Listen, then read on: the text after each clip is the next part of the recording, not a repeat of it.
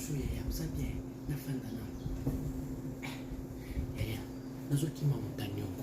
mama wana na defa basaki ayelinga tongo moete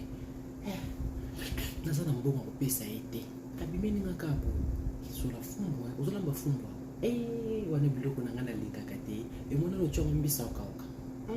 wana sebele na fufa pembe yaya defisanga fumba ndambo tselanga na mabole comme ça songa pe na lambi fumba na ozongisela yo yo defisanga ka ya yo ndambo zana tala na montagne wana na musa telemeninga ka na porte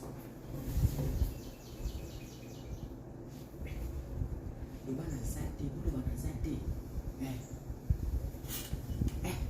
nazoyebisa bana bayebisa bango ke naza te bana ntongo atielanga fumba ndambo nake kolia